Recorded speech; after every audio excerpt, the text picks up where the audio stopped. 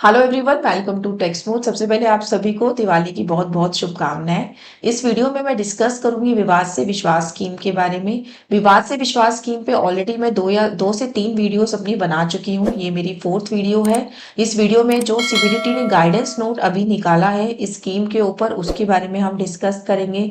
इस guidance note के through CBDT ने कुछ क्वेश्चंस के आंसर देने की कोशिश करी है जो जनरली एक एसएससी के माइंड में आते हैं जब भी वो इस स्कीम को ऑप्ट करने जा रहे होते हैं तब। चलिए आपको भी उन क्वेश्चंस के आंसर हम बता देते हैं इस वीडियो के थ्रू। तो जल्दी से वीडियो को स्टार्ट कर लेते हैं। और अगर आप भी इस स्कीम के लिए अप्लाई करना चाहते हैं तो आई सजेस्टेड कि आप 31 दिसंबर से पहले पहले अप्लाई कर लीजिए, क्योंकि 31 दिसंबर के बाद जो आपकी लाइबिलिटी की पेमेंट है वो थोड़ी सी बढ़ जाएगी। आपको 5% एक्स्ट्रा पे करना पड़ेगा अगर आप उसके बाद इस स्कीम के लिए स्कीम को ऑप्ट करते हैं तो अगर आप स्कीम को ऑप्ट करना चाहते हैं तो अभी ऑप्ट कर लीजिए, अपना फॉर्म 1 फाइल कर लीजिए। फॉर्म 1 आपका अवेलेबल हो गया है 1 अक्टूबर से वेबसाइट पर। फॉर्म 1 आपको कैसे भरना है इसके बारे में भी मैंने एक डिटेल वीडियो बनाई है अपनी, तो आप वहां जाके उस वीडियो को देख सकते हैं और अपना फॉर्म 1 अप्लाई कर सकते हैं। अगर आपको इस स्कीम से रिलेटेड कोई इशू है, कोई प्रॉब्लम है, कोई क्वेरी है तो आप हमें वीडियो के नीचे कमेंट बॉक्स में डाल के पूछ सकते हैं। मेरी पूरी कोशिश रहती है कि मैं आपके सारे कमेंट्स का आंसर दूं। तो चलिए विदाउट एनी डिले वीडियो को स्टार्ट कर लेते हैं। ये जो गाइडेंस नोट सीबीडीटी ने दिया है ये 13 अक्टूबर 2024 को आ गया था आपका ये गाइडेंस नोट, ठीक है। और ये आपका 13 अक्टूबर 2024 को आया है और ये आपका जो है फर्स्ट गाइडेंस नोट है 2024 का। ये फर्स्ट ही गाइडेंस नोट है इस स्कीम के ऊपर जो सीबीडीटी ने निकाला है। तो जल्दी से स्टार्ट कर लेते हैं। सबसे पहले इन्होंने एक टैबुलर फॉर्म में क्वेश्चन एंड आंसर का दिया है। सबसे पहले ज्यादातर क्वेश्चंस यही रहते हैं कि कौन एलिजिबल है इस स्कीम के लिए। मैंने जो अपनी पहली वीडियोस बनाई है उसमें बहुत डिटेल में इस बात को समझाया है, इसलिए मैं इसके ऊपर ज्यादा टाइम नहीं लगाऊंगी।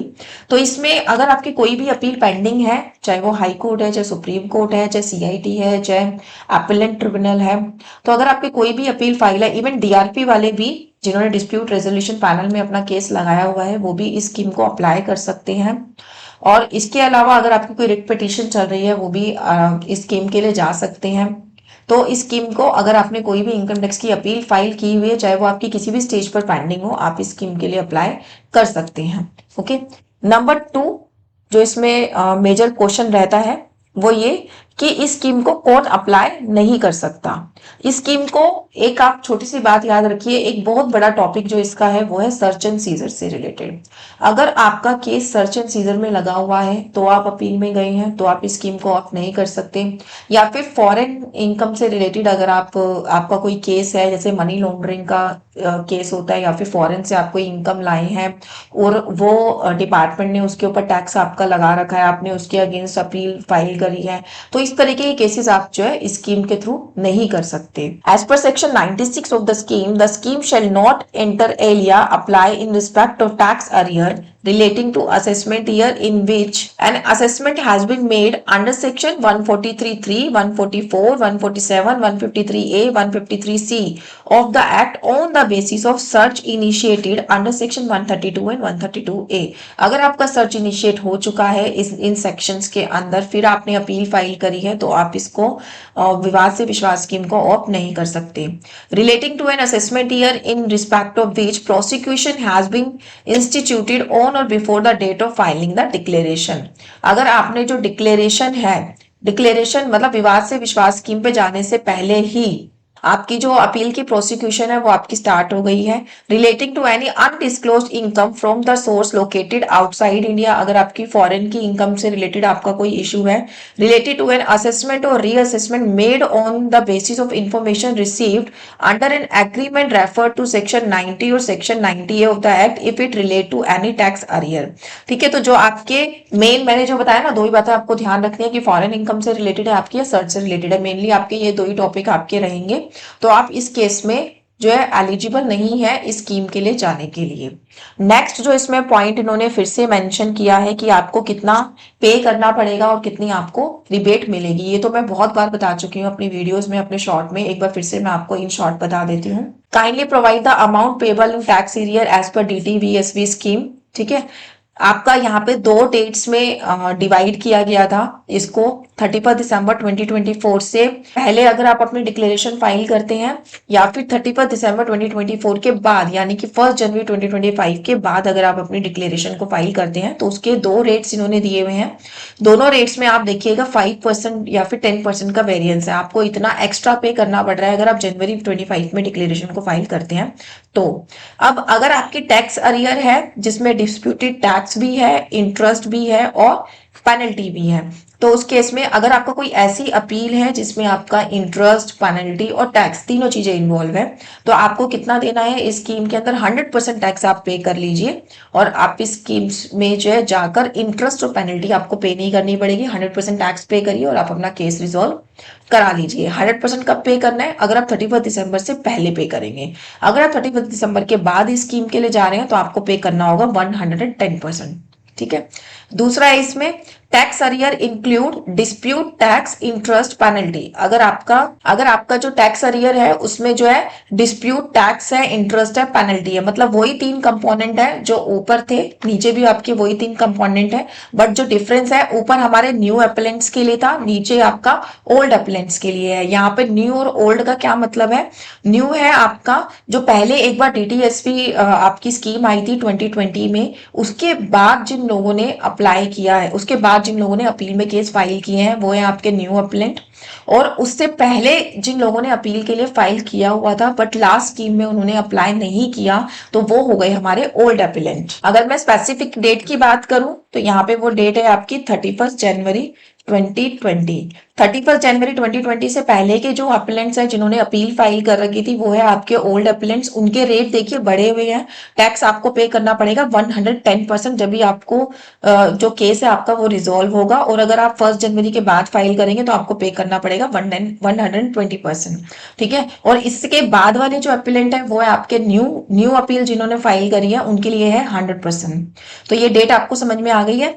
नेक्स्ट है आपका tax arrear related to disputed interest penalty fee. अब यहाँ पे टैक्स इन्वॉल्व नहीं है। मान लीजिए आपका जो डिस्प्यूट है, जो आपने अपील फाइल करी हुई है, वो सिर्फ और सिर्फ आपने किस चीज से रिलेटेड करी हुई है कि आपका इंटरेस्ट इन्वॉल्व है और पेनल्टी इन्वॉल्व है उसमें, या फिर किसी तरीके की फीस है, तो उस केस में आपको 25% पे करना है डिस्प्यूटेड अमाउंट का, आपका केस सॉल्व हो जाएगा। और अगर आप 31 दिसंबर के बाद फाइल कर रहे हैं तो आपको 30% पे करना होगा। और अगर आप ओल्ड एपिलेंट है, मतलब आपने पहले अपील फाइल करी थी लास्ट विवाद से विश्वास स्कीम आने से भी पहले की आपकी अपील फाइल है लेकिन आपने अप्लाई नहीं किया था, तो उस केस में आपका ये रेट बढ़ जाएगा 5% से, ये हो जाएगा आपका 30% और ये हो जाएगा आपका 35%। ठीक है। अब यहाँ पे एक चीज और आती है कि मान लीजिए जो अपील है वो आपने फाइल नहीं की हुई, डिपार्टमेंट ने फाइल की हुई है आपके अगेंस्ट, तो उस केस में आपको जो ये पेमेंट करनी है, ये सारी परसेंटेज आपकी जो है 50% हो जाएगी। जैसे 100% का 50% आपको पे करना है, 110% का 55% आपको पे करना है और आप अपना केस रिजॉल्व करा सकते हैं अगर अपील डिपार्टमेंट ने फाइल की है आपके अगेंस्ट, आपने खुद से फाइल नहीं की हुई तो। ठीक है, ये क्लियर हो गया सबको। अब बात आती है कि क्या क्या फॉर्म इसमें इन्वॉल्व है। इसके ऊपर तो मेरी ऑलरेडी बहुत ही ज्यादा डिटेल्ड वीडियो है, मैंने उसमें फॉर्म 1 को फाइल करना भी आपको बताया हुआ है। तो इसमें 4 टाइप्स ऑफ फॉर्म इन्वॉल्व है इसके अंदर, form 1, form 2, form 3, form 4। Form 1 में आपको सबसे पहले अपनी डिक्लेरेशन फाइल करनी है। ये फॉर्म आपका अवेलेबल हो गया है ऑनलाइन 1 अक्टूबर से। आप अपने इनकम टैक्स के पोर्टल पे जब लॉग इन करेंगे, इनकम टैक्स फॉर्म्स में जाएंगे, वहां पर आपको रेड कलर से ब्लिंक करता हुआ नजर आएगा ये फॉर्म, वहां जाके आप इस फॉर्म को अप्लाई कर सकते हैं। फॉर्म 1 के थ्रू आप अप्लाई करते हैं इस एप्लीकेशन में। फॉर्म 2 जो है आपका सर्टिफिकेट आपको रिसीव होता है कि आपकी जो एप्लीकेशन है वो एक्सेप्ट हुई नहीं हुई, क्या हुआ उस एप्लीकेशन का। तो फॉर्म 2 एक तरीके से आपके लिए एक डिपार्टमेंट की तरफ से एक डिक्लेरेशन है। ठीक है। Form 4 certificate to be issued by designated authority. Form 3 में आप एक डिक्लेरेशन देते हैं, आपने जो पेमेंट करी है उस पेमेंट का प्रूफ देते हैं, आप एक ये प्रूफ देते हैं कि आपने जो अपनी अपील है वो विड्रॉ कर ली है। तो ये सब प्रूफ जो है आपके जाते हैं फॉर्म 3 में। फॉर्म 4 आपका जो है फुल एंड फाइनल फॉर्म होता है, उसके थ्रू ये आपको इंटीमेशन दे दी जाती है कि आपका जो केस है वो यहाँ पर जो है कंप्लीट हो गया है, आपका केस क्लोज हो गया है। अब अगर मैं टाइमलाइन की बात करूं, नेक्स्ट आपका जो है टाइमलाइन के बारे में है फॉर्म्स की। तो फॉर्म 1 एंड फॉर्म 2, फॉर्म 1 जब आप फाइल करते हैं तो आपको जो फॉर्म 2 है वो आपको 15 डेज के अंदर अंदर जो है रिसीव हो जाएगा। और जब आप फॉर्म 2 जब आपको रिसीव हो जाएगा उसके 15 डेज के अंदर अंदर आपको जो है फॉर्म 3 अपलोड कर देना है। देन जब आप फॉर्म 3 अपलोड कर देंगे, फॉर्म 4 आपके पास कब तक आएगा उसकी कोई स्पेसिफिक टाइम लिमिट नहीं है। इसमें कितना भी आपको टाइम मिल सकता है, मतलब लास्ट डेडलाइन इस फॉर्म के बारे में नहीं दी गई है। तो इसलिए हम इसी में ही हमने ये नेक्स्ट पॉइंट भी अपना कवर कर लिया कि कितनी आपकी टाइमलाइन है कि कब कब आपको ये फॉर्म जो है रिसीव होगा। फॉर्म 2 आपका 15 डेज के बाद, फॉर्म 1 के बाद 15 डेज के बाद फॉर्म 2, और फॉर्म 2 के 15 डेज के बाद आपको फाइल करना है फॉर्म 3। यहाँ पे मैं एक क्वेश्चन और कवर कर लेती हूँ जो कि अभी आगे जाके आपको Q&A सेक्शन में मिलेगा, बट मैं अगर यहाँ पे आपको अभी बता दूंगी तो नेक्स्ट जब आपको मिलेगा तो वहां से समझना इजी हो जाएगा। फॉर्म 3 के एक क्वेरी जो मेरे पास मेरे यूट्यूब चैनल पे आई है, वो सबसे पहले ये कि फॉर्म 1 कई लोगों ने भर दिया है, बहुत अच्छी बात है, वो प्रोटेक्टिव है। अभी अभी से पहले उन्होंने फॉर्म 1 अपना फाइल कर दिया है, बट अभी तक उनको फॉर्म 2 जो है रिसीव नहीं हुआ है। 15 डेज का जो फ्लैट टाइम है वो जा चुका है। तो मेरे पास क्वेरी आ रही थी, मैडम अभी तक फॉर्म 2 नहीं मिला है। तो देखिए ये तो डिपार्टमेंट के हाथ में है, डिपार्टमेंट ने गाइडलाइन में तो दे रखा है 15 डेज में आपके पास आ जाएगा, बट अगर अभी तक नहीं आया है तो आप एक ही काम कर सकते हैं, आप ग्रीवियांस रेज कर सकते हैं। ग्रीवियांस रेज करने के भी दो तरीके होते हैं, आप पोर्टल पे जाके खुद से भी कर सकते हैं, या फिर ऐसा करिए आप इनकम टैक्स में कॉल करिए, उनको बोलिए कि ऐसे में फॉर्म 2 नहीं मिला है, वो आपके बिहाफ पर ग्रीवियांस रेज करेंगे। फॉर्म 2 आने में लेट होने का रीजन ये भी हो सकता है कि अभी रिसेंटली बजट के चलते बहुत सारे चेंजेस आए हैं वेबसाइट में, प्लस अभी जस्ट ये फॉर्म इन्होंने लॉन्च किया है, हो सकता है डिपार्टमेंट प्रोसेस कर रहा हो इसलिए इसमें टाइम लग रहा हो। बट ठीक है, आप ग्रीवियांस रेज कर लीजिए, होपफुली आपको जो है फॉर्म 2 रिसीव हो जाएगा अगर एक्सेप्ट किया गया तो आप ये कर सकते हैं। फॉर्म 3, कुछ लोग फॉर्म 3 पे पहुंच चुके हैं, ठीक है। फॉर्म 3 में अब कुछ लोगों को ये प्रॉब्लम आ रही है कि अब क्या है, पहले जो अपील है वो फिजिकल होती थी आपकी, ठीक है, अपील हम फाइल करते थे फिजिकल, कमिश्नर से जाके मिलते थे और हमारी अपील जो है होती थी। तो उस टाइम पे जब लास्ट विवाद से विश्वास स्कीम आई थी, उस टाइम पे अगर मुझे अपील को विड्रॉ करना होता था तो हम एक एप्लीकेशन लिख के दे देते थे कमिश्नर को। तो अगर मान लो उन्होंने विड्रॉ नहीं करी या आपका कोई ओपिनियन है जो आप उनसे डिस्कस करना चाहते हो तो आप फिजिकली जाके कर सकते थे। तो अब कुछ लोगों को ये प्रॉब्लम आ रही है कि हम फॉर्म 3 तो फाइल करने जा रहे हैं बट अभी तक हमारी अपील जो है विड्रॉ नहीं हुई, ऑनलाइन अपनी एप्लीकेशन लगा दी है तो भी। तो इस केस में आप ऐसा कर सकते हैं, आप अपना प्रूफ लगा दीजिए कि हमने विड्रॉल के लिए डाला हुआ है, अभी आपकी एक्सेप्ट नहीं हुई है अगर, तो डोंट वरी, आप ये तो लगाइए कि आपने अप्लाई कर दिया है विड्रॉल के लिए, क्योंकि अब सारा ऑनलाइन प्रोसेस है, आप किसी से जाके बात तो कर नहीं सकते। तो आप जब भी एप्लीकेशन आप विड्रॉल के लिए, तो आप अगर आपके पास अभी तक भी विड्रॉ नहीं हुआ है तो आप जो है इसमें प्रूफ लगा दीजिए। जबकि मैं अगर आपसे आज से 4 साल पहले की अगर मैं आपसे डिस्कस करूं बात, उस टाइम पे भी हमने इस स्कीम के अंदर बहुत सारे केसेस कराए थे। तो उस टाइम पर इन्होंने एक बहुत अच्छा ऑप्शन दिया था, जब जहां पर हम ऑनलाइन जाके अपना चेक करते हैं ना कि हमारी अपील की क्या प्रोसीडिंग्स हैं, उस टाइम पे सबके पास जो है वहीं पर ही एक नया ऑप्शन अवेलेबल हुआ था कि विवाद से विश्वास स्कीम आ गई है, अगर आप अप्लाई करना चाहें तो आप यहाँ पर क्लिक करके अप्लाई कर सकते हैं, फॉर्म को फाइल कर सकते हैं और आप इस बटन को क्लिक करके जो है अपनी अपील को विड्रॉ कर सकते हैं। तो उस टाइम पर हमने वहां से अपील को इजीली विड्रॉ कर लिया था। अब क्या है, मैं रोज ऑनलाइन चेक करा रही हूँ बट अभी तक भी जो है अपील के जो केसेस हैं उसमें ये ऑप्शन अवेलेबल नहीं हुआ है ऑनलाइन कि हम विड्रॉ वहां से कैसे कर सकते हैं, या फिर हम विवाद से विश्वास स्कीम पे जाना चाहते हैं, डिपार्टमेंट ने अपनी तरफ से कोई इंटीमेशन आपको नहीं दिया है। लास्ट टाइम ये हमारे पास आए थे इंटीमेशन, नेक्स्ट वीडियो में मैं आपको उसका स्क्रीनशॉट भी शेयर कर दूंगी क्योंकि मुझे अपने डाटाबेस में निकालना पड़ेगा कुछ उस टाइम पे जिन क्लाइंट्स का हमने सेव किया था वहां से, तो मैं आपको शेयर करूंगी, आप चेक करना। वहां पे हमारे पास ऑप्शन था कि आप डीटीएसपी स्कीम में अप्लाई करना चाहते हैं तो यहाँ से आप अप्लाई करिए और यहाँ से आप जो है अपनी अपील को विड्रॉ कर लीजिए। अभी ऑनलाइन ऐसा कोई ऑप्शन नहीं आया है, एक्सपेक्टेड है कि आएगा, इसीलिए मेरे भी कुछ केसेस हैं जो मैं अभी अप्लाई नहीं कर रही हूँ, मैं थोड़ा वेट कर रही हूँ कि इंस्टीट्यूट का जो डिपार्टमेंट का जो प्रोसेस है वो थोड़ा स्ट्रीमलाइन हो जाए, फिर उसके बाद हम अप्लाई करेंगे। तो अगर आपको ऐसी प्रॉब्लम फेस हो रही है तो आप ऐसा करिए, अभी जो है प्रूफ लगा दीजिए कि आपने अप्लाई कर दिया है अपील को विड्रॉ करने के लिए। ठीक है, ये पॉइंट क्लियर हो गया सबको, टाइमलाइन हमने डिस्कस कर ली है। एक क्वेश्चन हमारे पास आता है कि मान लीजिए मैंने विवाद से विश्वास स्कीम के लिए अप्लाई करना चाहता था, मैं सोच ही रहा था कि मैं इस अपील के लिए अप्लाई करूंगा, मैंने अपने सारे डॉक्यूमेंट्स निकाले थे, चेक किया था कि मुझे बेनिफिट होगा या नहीं होगा, मीनवाइल ही जो मैंने अपील के लिए अपना केस लगाया हुआ था, या तो वहां से ऑर्डर आ गया या वहां से प्रोसीडिंग्स मेरी जो है शुरू हो गई है। तो अब मैं क्या कर सकता हूँ? देखिए, अगर आपका अपील का सेटल हो गया है केस, तो अब आप विवाद से विश्वास स्कीम पे नहीं जा सकते हैं, क्योंकि विवाद से विश्वास स्कीम का जो सेक्शन 90 जो है उसमें साफ साफ कहा गया है, where appeal is pending on 22 जुलाई 24, 22 जुलाई 24 पे जो अपील पेंडिंग थी वही एप्लीकेबल, वही आपकी जो है एलिजिबल है इस विवाद से विश्वास स्कीम के लिए। वो कह रहे हैं कि अगर आपकी अपील पेंडिंग है इस डेट के अंदर, बट जब आप अप्लाई करने लगे तो आपका जो केस है वो रिजॉल्व हो गया, आपकी अपील का जो सॉल्यूशन है वो आपको रिसीव हो गया है, तो आप जब विवाद से विश्वास स्कीम के अंदर जो है नहीं जा सकते। एक आप मतलब इतना आप कर सकते हैं कि आप लेटर लगा के देख लीजिए कि हम तो विवाद से विश्वास स्कीम में जाना चाहते थे, अगर आपको अप्रूवल मिल जाए तो, but as per this section आप अप्लाई नहीं कर पाएंगे अगर आपकी अपील रिजॉल्व हो गई है तो।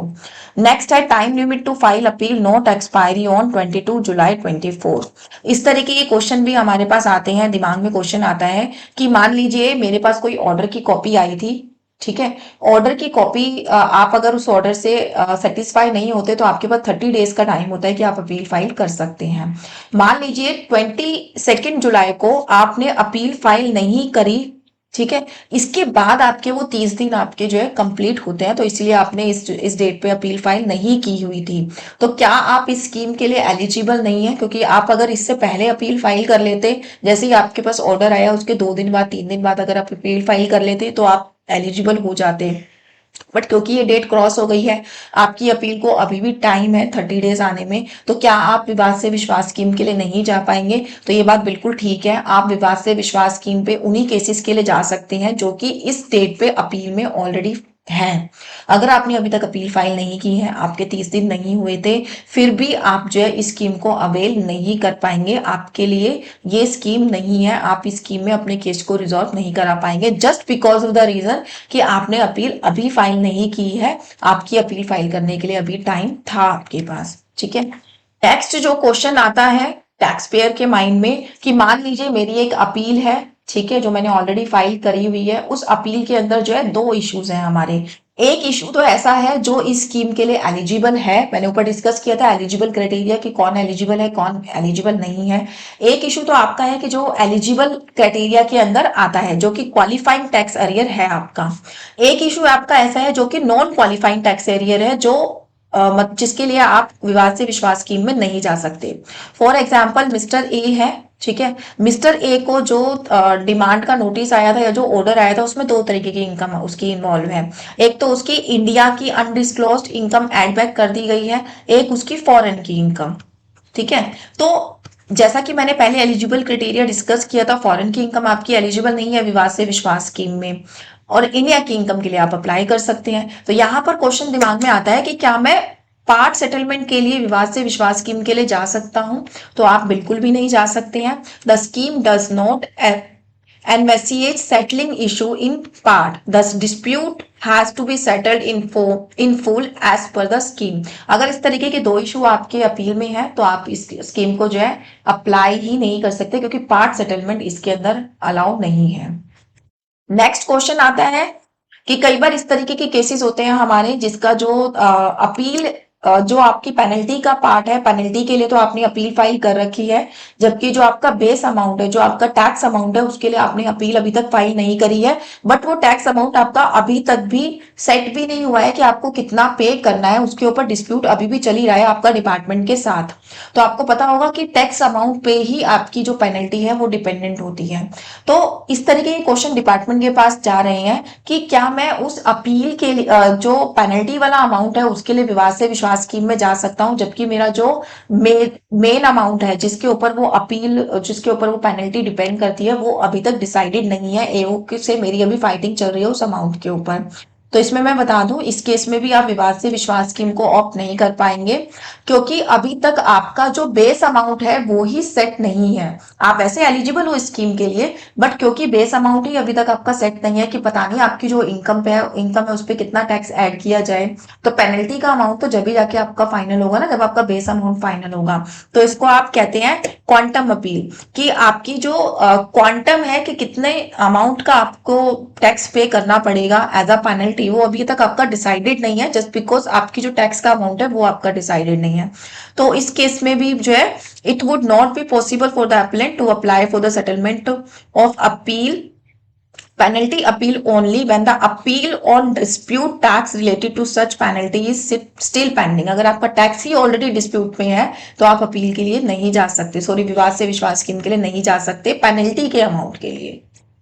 एक है क्वेश्चन आपका प्रोटेक्टिव एंड सब्सटेंटिव एडिशन से related. Protective and substantive protective addition आपके क्या होते हैं, हो सकता है कि इस तरीके का डिस्प्यूट हो आपका डिपार्टमेंट से, या डिपार्टमेंट कंफ्यूज हो कि मान लो कोई इनकम उनको ऐड बैक करनी है, इनकम में वो कंफ्यूज है एसएससी की इनकम में ऐड ऑन होगी, फादर की इनकम में ऐड ऑन होगी या सन की इनकम में ऐड ऑन होगी। कई बार इस तरीके की सिचुएशन भी आती है, मान लो कोई प्रॉपर्टी सेल आउट हुई है, वो आपकी पुरानी प्रॉपर्टी थी, एंसिलेट प्रॉपर्टी थी आपकी, और वो डिपार्टमेंट कंफ्यूज है कि किसके हाथ में आपके टैक्सेबल करे, सन के हाथ में करे या फादर के हाथ में करे, या कोई और मैटर हो सकता है जिसमें डिपार्टमेंट भी अभी तक कंफ्यूज है।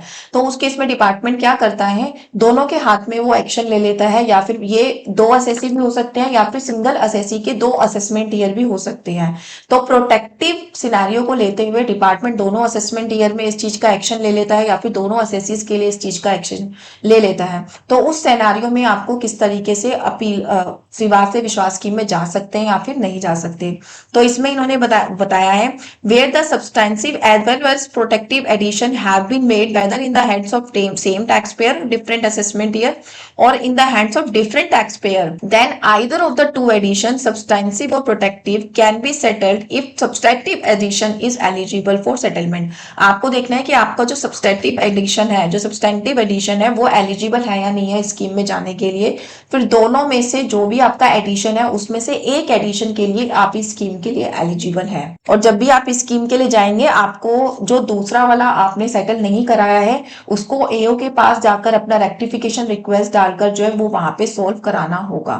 तो ये हो गया आपका प्रोटेक्टिव एंड सब्सटेंटिव एडिशन का। नेक्स्ट है आपका कि सिर्फ इनकम टैक्स से रिलेटेड ही इसमें हो सकते हैं या और भी जैसे हमारे टैक्स होते हैं like wealth tax, security transaction tax, commodity transaction tax, equalisation रेवर, तो ये भी आपके इस स्कीम के लिए एलिजिबल है या नहीं है। तो इसके लिए डिपार्टमेंट की तरफ से रिप्लाई है only dispute related to income tax are covered. आपके सिर्फ और सिर्फ इनकम टैक्स से रिलेटेड ही डिस्प्यूट यहाँ पे कवर किए जाए। नेक्स्ट आपका क्वेश्चन वही है 14 नंबर क्वेश्चन जो मैंने अभी फॉर्म्स के साथ डिस्कस किया था कि आपने अप्लाई तो किया है विड्रॉल के लिए लेकिन अभी तक आपका विड्रॉल नहीं आया है अपील का।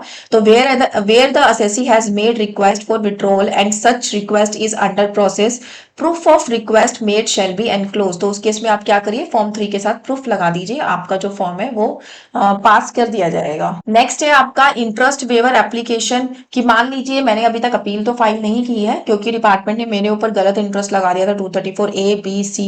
234A-B-C के इंटरेस्ट आपके कौन से होते हैं, 234A का रिटर्न आपने लेट फाइल करी है, 234B का आपने एडवांस टैक्स पे नहीं किया, 234C का आपने एडवांस टैक्स तो पे करा लेकिन जो पे करा वो सही प्रोपोर्शनेट में पे नहीं किया है आपने। तो ये अगर इंटरेस्ट डिपार्टमेंट ने आपके ऊपर लगाए हुए हैं बट आपने उसके अगेंस्ट अपील फाइल नहीं करी, हाँ आपने वेवर एप्लीकेशन लगाई हुई है, तो क्या आप विवाद से विश्वास स्कीम में जा सकते हैं। तो आप विवाद से विश्वास स्कीम में बिल्कुल नहीं जा सकते क्योंकि विवाद से विश्वास स्कीम जो है डायरेक्टली ये बात बोलता है कि जो अपील आपकी 22 जुलाई 2024 को पेंडिंग है सिर्फ वही आप जो है इस स्कीम के अंदर जाके रिजॉल्व करा सकते हैं। और इस केस में तो आपने अपील फाइल ही नहीं की है तो आप ये केस के लिए नहीं जा सकते हैं विवाद से विश्वास स्कीम में। नेक्स्ट आपका आता है एनहेंसमेंट नोटिस से रिलेटेड। ये आपका एक इंटरेस्टिंग इशू है। मान लीजिए आपने अपील फाइल अपनी की हुई है, ठीक है, अपील आपने फाइल कर दी है, अपील की आपकी भी चल रही है आपकी और आपने यहाँ से विवाद से विश्वास स्कीम के लिए भी आपने अपना फॉर्म 1 फाइल कर दिया। अब हुआ क्या, जैसे ही मैंने फॉर्म 1 फाइल कर दिया उसके बाद जब आपकी अपील, जहां पर आपकी अपील चल रही है, जितने आपके एडिशन पे आपकी ऑलरेडी बातें चल रही थी उससे ज्यादा आपकी एडिशन हो रहे हैं अब, तो जो बैलेंस अमाउंट है क्या आप उसके लिए भी विवाद से विश्वास स्कीम के लिए, विवाद से विश्वास स्कीम में जो आपका बैलेंस अमाउंट आपके सीआईटी अपील या जेसीआईटी अपील ने जो एनहांस करके एड बैक करने की कोशिश कर रहा है आप उसके लिए भी जा सकते हैं या नहीं जा सकते। तो आप जो है जा सकते हैं। yes where an appeal is pending before JCIT and CIT appeal, the dispute tax is the amount that is payable by the appellant if such appeal was to be decided against the appellant. This is as per the definition of dispute tax in in 89(1)(j of DTVSP scheme, hence where JCIT and CIT has given enhancement notice, the taxpayer can avail the scheme after including proposed enhanced income in the total assessed income. मान लीजिए पहले तो जो है SSC के ऊपर 10K का tax लग रहा था, जब जेसीआईटी और सीआईटी अपील ने अपना ऑर्डर दिया या फिर अपना जो है उन्होंने जब ऑर्डर पास किया तो उसमें जो है उस 10K की जगह कर दिया 15K। तो क्या मैं इस 15K के अगेंस्ट रिबेट क्लेम कर सकता है डीटीएसपी स्कीम में? तो आप कर सकते हो। इसके अगेंस्ट जो भी आपके एडिशन एनहांस एडिशन हुए हैं आप उसके अगेंस्ट भी बेनिफिट क्लेम कर सकते हैं इस स्कीम के अंदर। ठीक है, नेक्स्ट इशू जो इन्होंने यहाँ पे डिस्कस किया है वो है आपका रिफंड से रिलेटेड। ये भी एक इंपॉर्टेंट पॉइंट है जो एक जनरल टैक्स पेयर के माइंड में आता है। इससे रिलेटेड मेरे को एक क्वेरी भी रिसीव हुई थी मेरे यूट्यूब चैनल में। यहाँ पर ये कह रहे हैं कि मान लीजिए डीटीएसवी स्कीम में आप गए, डीटीएसवी स्कीम में आपकी जो टैक्स लाइबिलिटी जो आपको पे करनी है वो करनी है आपको 50K। ठीक है, इट्स जस्ट एन एग्जाम्पल। और 50K ही आपको डिपार्टमेंट से रिफंड भी लेना है। असेसमेंट में बात नहीं कर रही कि कौन से असेसमेंट ईयर से रिलेटेड है। 50K आपको पे करना है, 50K आपको डिपार्टमेंट से रिफंड आने वाला है नेक्स्ट फाइनेंशियल ईयर का या उससे नेक्स्ट फाइनेंशियल ईयर का। तो क्या मैं आप मेरे को रिफंड आने वाला है 50K का और जो मैंने पे करना है आपस में इसको सेटल करा सकता हूँ? तो ऐसा आप नहीं कर सकते। विवाद से विश्वास स्कीम कहती है कि जो आपकी लाइबिलिटी है वो आपको कैश में पे करनी होगी और पेमेंट करने के बाद वो चालान आपको फॉर्म 3 के साथ अटैच करके देना होगा। आप इस तरीके से अपने रिफंड के साथ इसको एडजस्ट नहीं करा सकते। जब आप फॉर्म 1 फाइल करेंगे तो वहां पर बस एक ऑप्शन उन्होंने दिया होता है कि जब हम अपील के लिए जाते हैं तो अपील प्रोसीडिंग स्टार्ट करने से पहले जो हमें अपना कुछ अमाउंट पे कराना होता है डिपार्टमेंट को सेम फाइनेंशियल ईयर के लिए, अगर आपने ऐसा कोई अमाउंट पे करा रखा है तो आपको वो वहां पे मेंशन करना होता है कि हमने इतना अमाउंट इस चालान के थ्रू, इस बीएसआर कोड के थ्रू पेमेंट करा रखी है, तो वो अमाउंट आपका एडजस्ट हो जाता है।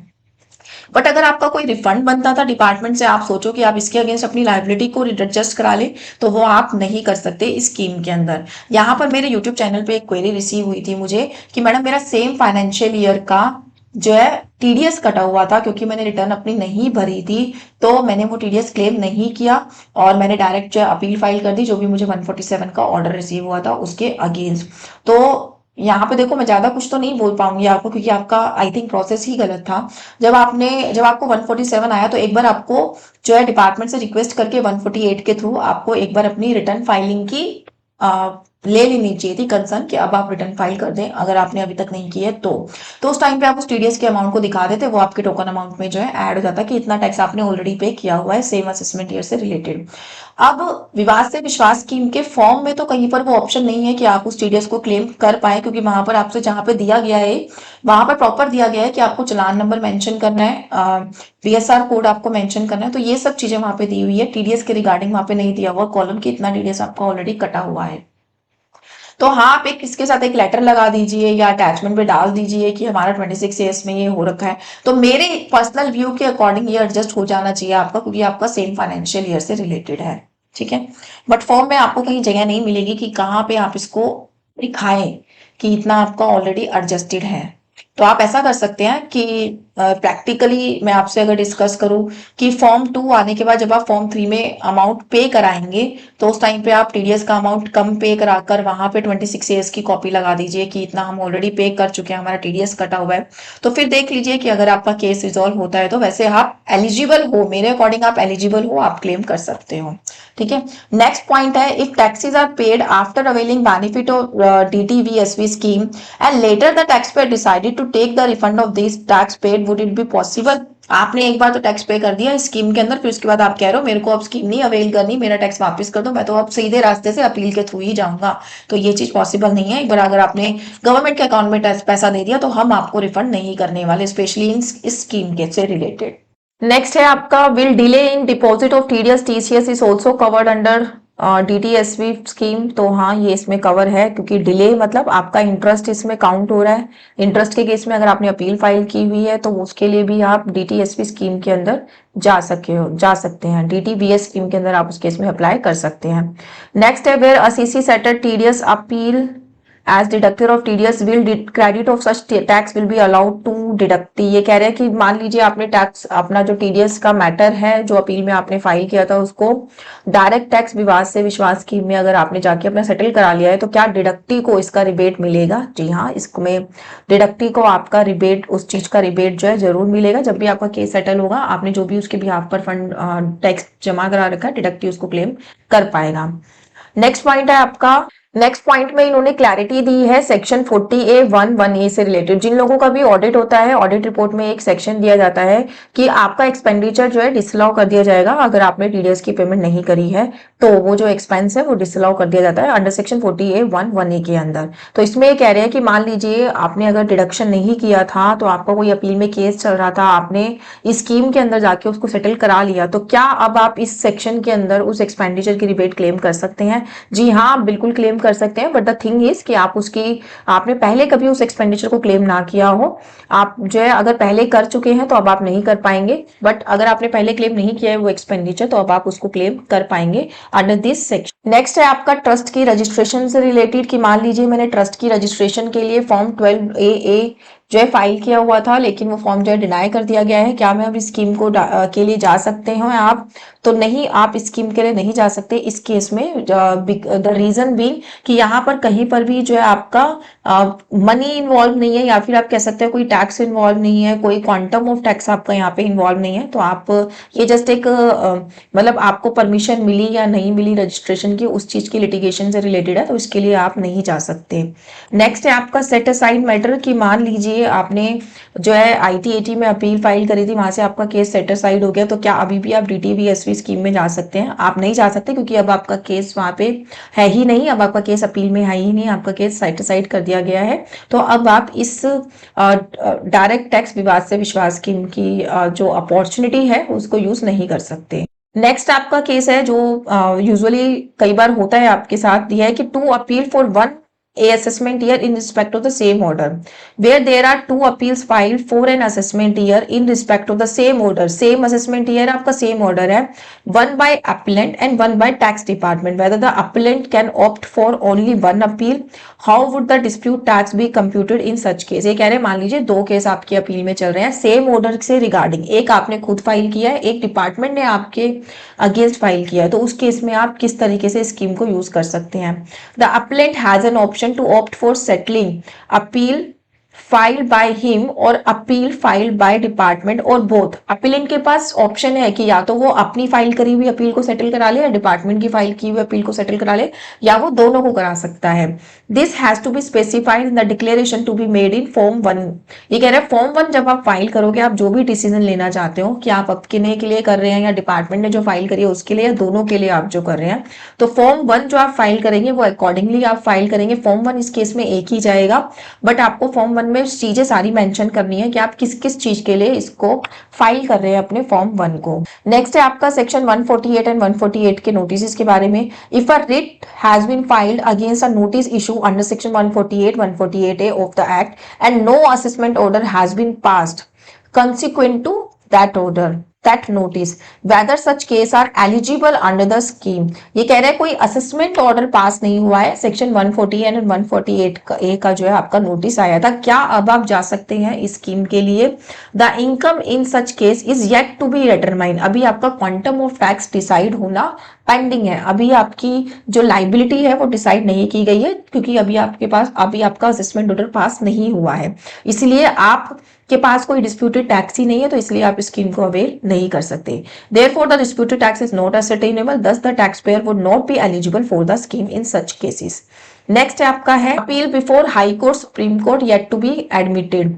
If appeal is filed before High Court and Supreme Court and is pending for admission as on 22 जुलाई 24। आपने 22 जुलाई 24 से पहले पहले अपनी अपील तो फाइल कर ली, बट अभी तक एडमिट नहीं की है हाई कोर्ट और सुप्रीम कोर्ट द्वारा, तो क्या अभी भी आप इस स्कीम के लिए जा सकते हैं? तो जी हाँ, आप जा सकते हैं, क्योंकि आप अपनी तरफ से अपनी इस अपील को जो है इस डेट से पहले फाइल कर चुके हैं। नेक्स्ट है आपका cross objection and miscellaneous application. Cross objection के टाइम पर भी आप इस स्कीम के लिए जा सकते हैं, बट मिसलेनियस एप्लीकेशन के टाइम पर इस स्कीम के लिए आप नहीं जा सकते, क्योंकि मिसलेनियस एप्लीकेशन में क्या होता है, आपका क्वांटम ऑफ टैक्स ना कुछ डिसाइडेड नहीं होता। वो आपकी कोई मैटर होता है जिस मैटर से रिलेटेड आपने कोई एप्लीकेशन फाइल की होती है। यहाँ पे कोई डिमांड ऑर्डर वगैरह ऐसी कुछ नहीं होता, इसलिए आप इस अपील के लिए नहीं जा सकते।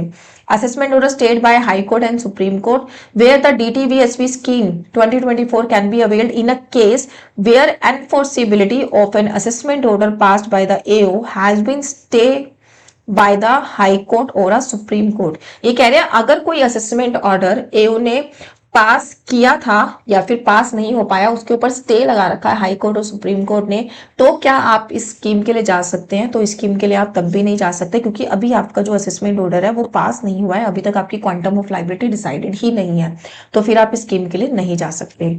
नेक्स्ट भी आपके 2-3 क्वेश्चन इसमें डिसाइड किए गए हैं, बट वो इतने यूज वाले नहीं है। इसमें एक पॉइंट है आपका जो मैं आपसे डिस्कस कर लेती हूँ। पॉइंट नंबर 34 में ये कह रहे हैं कि आपने एक बार एप्लीकेशन लगा दी, फॉर्म 1 फाइल कर दिया, फॉर्म 2 आपको मिल गया, अब आपको फॉर्म 3 में अपनी डिमांड पे करानी है, लेकिन कुछ सर्कमस्टांसिस आपके ऐसे हुए, आपकी जो फाइनेंशियल कंडीशन है वो ठीक नहीं है, तो आप पेमेंट नहीं करा पा रहे। तो अब इस सिचुएशन में क्या होगा? इस सिचुएशन में होगा कि जो आपकी फॉर्म 2 की जो आपको डिक्लेरेशन मिली है वो नल एंड वॉइड मान ली जाएगी। ये माना जाएगा कि आपने कभी स्कीम को ऑप्ट नहीं किया ही नहीं है। जब तक आप टैक्स की पेमेंट नहीं करेंगे टाइम पर, ये स्कीम आपके लिए वैलिड नहीं मानी जाएगी, इसको नल एंड वॉइड कर दिया जाएगा। तो ये था गाइडेंस नोट डायरेक्ट टैक्स विवाद से विश्वास स्कीम से रिलेटेड। इसमें जो जनरल क्वेरी टैक्स पेयर के माइंड में आती है, इन सबके क्वेश्चन CBTT ने अपनी तरफ से देने की पूरी कोशिश करी है। मैंने भी यहाँ पे पूरी कोशिश करी है कि मैं आपको पॉइंट बाय पॉइंट कुछ चीजें बता पाऊँ। कुछ पॉइंट मैंने यहाँ पे छोड़ दिए हैं कि वो इतना आपके यूज के नहीं थे, इसलिए मैंने छोड़ दिया। अननेसेसरी वीडियो को बढ़ा के कोई फायदा नहीं था, कि वो पॉइंट अभी आपके इतने यूज के नहीं है। अगर इस स्कीम से रिलेटेड अगर आपको कोई क्वेरी है तो आप अभी हमारे यूट्यूब चैनल पे नीचे कमेंट बॉक्स में डाल के मुझसे पूछ सकते हैं। मैं हमेशा से ही पूरी कोशिश करती हूँ कि मैं आपके क्वेश्चंस के आंसर दे पाऊँ। और अगर आप इस स्कीम को अवेल करना चाहते हैं तो आप हमारी सर्विसेज भी अवेल कर सकते हैं। नीचे वीडियो के नीचे कॉन्टैक्ट डिटेल्स आपको मिल जाएगी, आप वहाँ पे कॉन्टैक्ट करके हमसे सर्विसेज भी अवेल कर सकते हैं। So thank you so much watching this video. मेरी वीडियो को अभी लाइक और चैनल को सब्सक्राइब जरूर कर लीजिए। और अगर आपको लगता है आपके किसी रिलेटिव फ्रेंड्स को भी इसी तरीके के जो है केसेस चल रहे हैं अपील में, तो आप ये वीडियो उनको भी शेयर कर सकते हैं, वो भी स्कीम का बेनिफिट ले सकते हैं। इसी तरीके से टैक्स स्मूथ को देखते रहिए, जुड़े रहिए चैनल से। Thank you so much, thanks a lot.